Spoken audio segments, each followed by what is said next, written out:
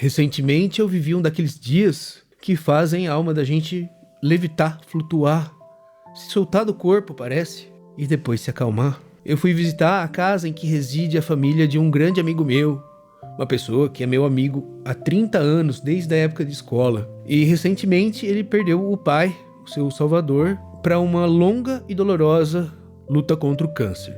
Eu pude acompanhar de perto o processo. Acho que a maioria de nós sabe o quanto é difícil. E junto com a casa em que ele residia, existe um anexo da oficina dele. Ele era marceneiro, entre outras coisas, vendia palmito, era um cara fuçado, genial, e que criou 2 filhos, o Bruno e a Mônica, com uma educação impecável, uma cultura riquíssima. Seu Salvador e sua esposa fizeram um excelente trabalho criando esses 2 seres de luz que eu tenho a oportunidade de conhecer e conviver. E lá nesse espaço onde eles residiam, existia um anexo de uma oficina, na verdade 2 barracões, uma coisa bem maluca assim, sabe?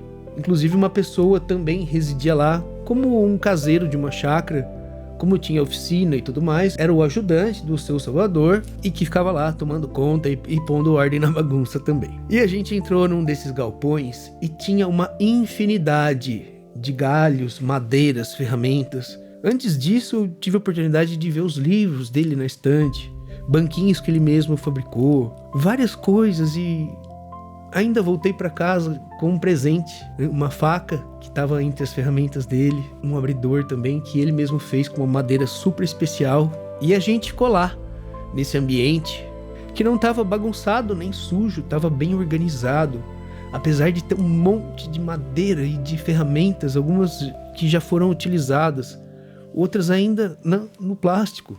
E a gente ficou lá sentindo essa vibração, sentindo a personalidade do Salvador incrustada em cada objeto, em cada parede, em cada caixa, os materiais de pesca, manusear esses objetos, tá dentro desses ambientes. Depois a gente foi para outro barracão que tinha mais ferramentas mesmo de marcenaria, e o Bruno pegou e me mostrou uma machadinha. Posso pegar aquela machadinha ali pra gente afiar no esmeril? Pode. Aí eu peguei, liguei o esmeril. O Bruno ficou até um pouco preocupado.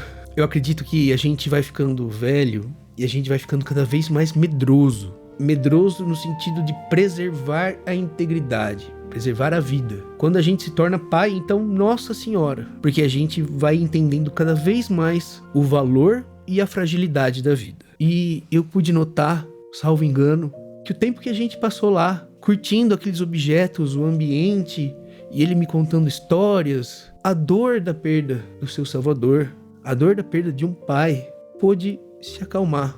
Não que ela tenha ido embora. E deu lugar para uma saudade de encher o coração de alegria e de trazer memórias do pai dele e compartilhar comigo. E eu me senti extremamente privilegiado de poder compartilhar aquele momento com ele, né? Uma coisa tão íntima da família, do pai que partiu, e ele me levar para lá. E eu me senti extremamente honrado, e eu agradeço por isso, meu amigo, por ter me proporcionado esse momento que realmente tocou na minha alma. Eu pude sentir a presença, mesmo que de uma forma distante, intocável, mas senti a presença do seu pai nas memórias, nos objetos, nas histórias que você contou. Foi um momento realmente especial. A personalidade daquele homem estava cravada em cada pedaço de madeira, em cada galho, em cada ferramenta. Enquanto eu vivenciava todas essas emoções e curtia, me deslumbrava com tudo isso, Deus falou muito forte no meu coração sobre o fato de que a gente tem muito medo da morte. Nós tratamos a morte como se fosse o fim absoluto, o fim da linha, o ponto final. A gente tem muito medo de morrer. Mas a morte não é uma derrota. A morte, assim como a vida, é uma bênção. É parte de um ciclo. Não há vida sem morte. É um livramento. É o momento em que a alma rasga a lona de uma tenda que já não serve mais para ir morar numa casa definitiva. Sabe quem também era do ofício da madeira? Jesus Cristo. Antes de iniciar seu ministério, Jesus era carpinteiro. Ele sabia o que era lixar uma madeira da sua forma bruta até ela ficar suave. Ele conhecia o peso do martelo. E talvez por isso, no Evangelho de João, capítulo 14, nos versículos 1 e 2, Jesus usou uma figura de construção para consolar os discípulos que estavam com medo de perdê-lo. Não turbe o vosso coração. Credes em Deus, crede também em mim. Na casa de meu pai existem muitas moradas, e se não fosse assim, eu vou-lhe teria dito: vou preparar-vos um lugar. Jesus, o carpinteiro divino, olhou para os amigos e companheiros e disse: calma, a obra aqui na terra está terminando, mas eu vou na frente preparar a nossa casa, a nossa mesa, a nossa cama, o nosso lugar definitivo, o nosso lar. Se você perdeu uma pessoa muito amada, se você viu uma pessoa querida definhar na cama de um hospital e hoje chora a ausência dessa pessoa, eu quero mudar um pouco da sua perspectiva hoje. Aquele corpo doente ficou para trás porque o céu não aceita dor, mas o legado não morre. O amor não vira pó. A essência daquela pessoa permanece nas ferramentas, na obra que ela deixou. E tem um outro lado dessa história. Eu passei muitos e muitos anos sem contato com esse amigo. Ele tocando a vida dele, eu a minha, vários anos, por mais que seja uma pessoa que eu ame do meu coração, muitos anos sem se falar. E esse momento tão trágico, terrível, no nosso sentimento humano, junto com a dor da perda, fez com que uma amizade verdadeira e valiosa se reconectasse. Não que uma coisa substitua a outra, claro que não. Mas mesmo na derrota, existe vitória. Na perda, existe ganho. Quando Jesus fecha uma porta, ele abre 5 janelas, um portão, ponte levadiça, tudo para que você possa passar, para que você possa ver e respirar. A dor tem esse poder de reconectar. Páginas são viradas, algumas escritas, outras em branco, outras manchadas, mas as páginas vão virando. E cabe a nós escrever o nosso melhor em cada uma delas, dia após dia, no tempo presente, com o que a gente tem agora, valorizando cada momento. Hoje eu pude ter o presente, a dádiva de pescar com o meu filho à tarde, meu filho que eu amo tanto, que é a razão da minha existência. Eu poder ficar à beira de um lago com ele, longe do barulho da correria e dos problemas, foi algo de extremo valor. Eu gostaria de pedir licença nesse momento para fazer uma oração por todos nós e por todos que nos deixaram. Senhor, entre na minha casa e de todos que me ouvem e de todas as pessoas de bem. Traga a sua sabedoria e a sua serenidade infinitas para acalmar o nosso coração. Quero agradecer por todas as dádivas que são me dadas todos os dias da minha existência, pelo teto, pelo alimento, pelo filho, pela capacidade de trabalhar, pela vontade de batalhar, pela saúde que me é dada, pelas oportunidades, pelas pessoas que me cercam.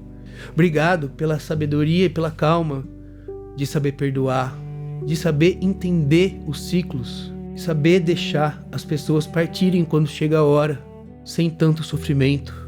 Que as pessoas possam enxergar que o momento em que a alma deixa o corpo, ela vai para um lugar melhor.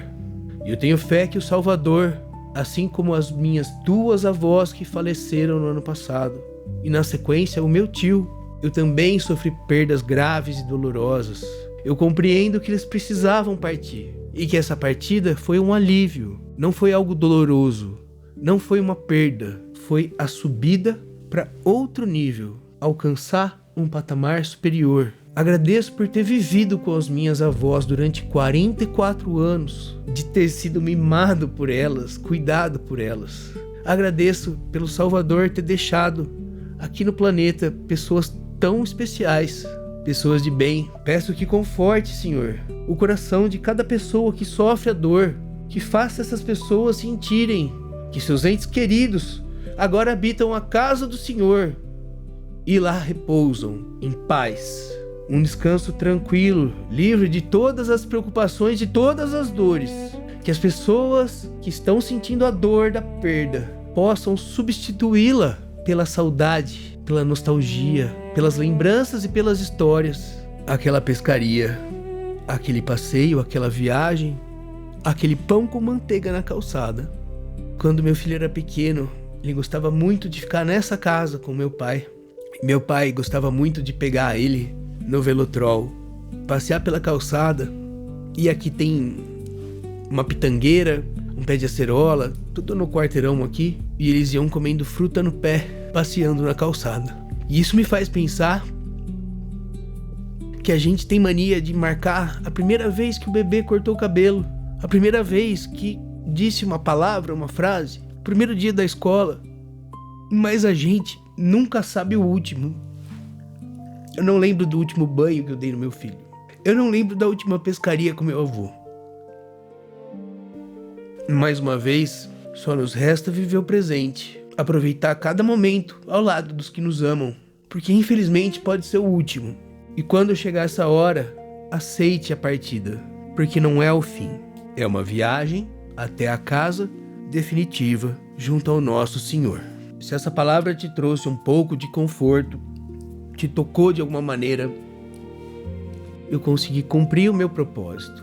Aproveita, não guarda só para você, manda para a pessoa que você sabe que está precisando ouvir essa palavra, seu amigo, seu familiar, o colega de trabalho que perdeu alguém. Quem sabe eu possa humildemente ajudar essa pessoa. Quem sabe eu tenha ajudado um pouquinho você. Eu assim espero. Eu sou o Gabriel e que a palavra lhe traga paz. Em nome do Senhor. Amém.